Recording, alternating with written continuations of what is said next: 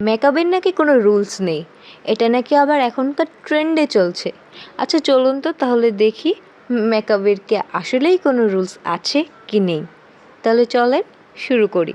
মেকআপের ফার্স্ট স্টেপে আমরা কি করি, সাধারণত অরেঞ্জ কারেক্টার কিংবা আমাদের স্কিন টোন থেকে একটু ডার্ক কনসিলার দিয়ে আমাদের আন্ডার আই এরিয়া কিংবা ফেসে কোনো ডার্ক স্পট থাকলে সেগুলোকে আমরা হাইড করি।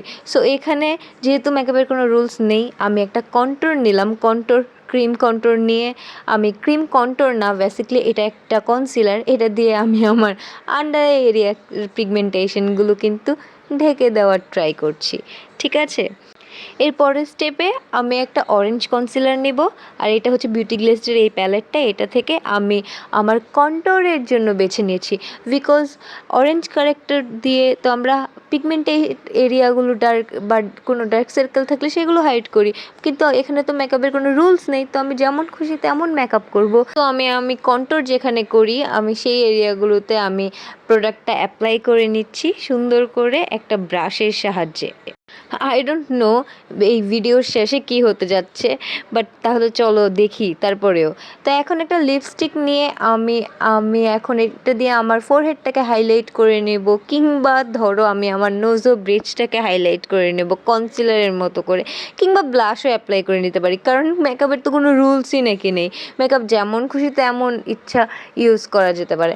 এখন লাস্টলি আমি একটা কনসিলার দিয়ে বাকি জায়গাগুলোতে আমি অ্যাজ এ ফাউন্ডেশন হিসেবে অ্যাপ্লাই করে নিচ্ছি, বিকজ আবারও মেকআপের কোনো রুলস নেই, যেমন ইচ্ছে তেমন সাজলেই হবে, যেমন খুশি তেমন সাজো, যা মন চায় তা দিয়ে যেভাবে খুশি সেভাবে সাজো, একভাবে সাজলেই হবে। তাহলে চলো এখন এটাকে ব্লেন্ড করি সুন্দর করে।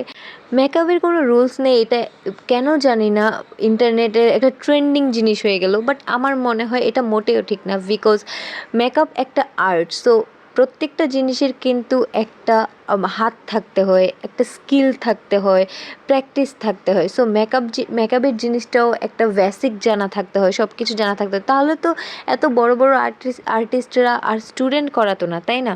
সব কিছুরই একটা শেখার ব্যাপার আছে। তো দেখো মেকআপের যেহেতু রুলস নেই, ব্লেন্ড করার পর কী একটা অবস্থা হলো, ক্যামেরাতে কতটুকু ধরতে পেরেছে আমি জানি না, বাট সামনাসামনি জিনিসটা হরিবল ছিল। সো এখন আমি ব্লাশ দিয়ে আমি হলো লিপস্টিক অ্যাপ্লাই করে নিচ্ছি। ফার্স্টে একটা লাইট কালার নিয়েছিলাম, দেখলাম আমার লিপসে এটা বসছিল না, সো এখন ডার্ক কালারটা নিয়ে আমি এখন লিপসে অ্যাপ্লাই করে নিচ্ছি। আর তারপর এখন আমি চোখে আইলাইনার দিব, না না না লিপস্টিক দিব। লিপস্টিক দিয়ে, বিকজ মেকআপের যেহেতু কোনো রুলস নেই, লিপসে কেন লিপস্টিক দেবো, আইলিডেই আমি লিপস্টিক অ্যাপ্লাই করবো, তাই না? তোমরাই তো বলো, মেকআপ তো জানলেই হয়, এখন ঘরে ঘরে মেকআপ আর্টিস্ট, তাই না? আমাদের ঘরে ঘরে মেকআপ আর্টিস্ট, তো দেখো ঘরে ঘরে কেমন মেকআপ আর্টিস্ট।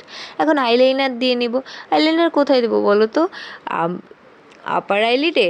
কখনোই না, বিকজ মেকআপের কোনো রুলসই নেই, যেমন খুশি তেমন সাজলেই হয়, যেহেতু ঘরে ঘরে মেকআপ আর্টিস্ট হয়ে গেছে এখন সবাই। তো আমি চোখে সুন্দর করে আইলাইনার দিয়ে নিচ্ছি। আইলাইনারটা দিয়ে আমি ইনার কর্নারটাকেও একটু দিয়ে নিচ্ছি, দিয়ে তারপর এই যে দেখো আইল্যাশ পরে চলে আসবো। তো এইবার বলো তো মেকআপের কি আসলেই কোনো রুলস আছে কি নাই? অবশ্যই মেকআপের রুলস আছে। যদি মেকআপের রুলস নাই থাকতো তাহলে ঘরে ঘরে মেকআপ আর্টিস্ট আছে ঠিকই, বাট আর্টিস্টের মতো আর্টিস্ট নেই। তো এটাই ছিল আজকের ভিডিও। কেমন হরিবল একটা ভিডিও গিফট করলাম তোমাদেরকে বলো। তাহলে আজকে এই পর্যন্তই। ভিডিওটি ভালো লাগলে অবশ্যই লাইক করে দিও। I will see you soon with a brand new one. Tata.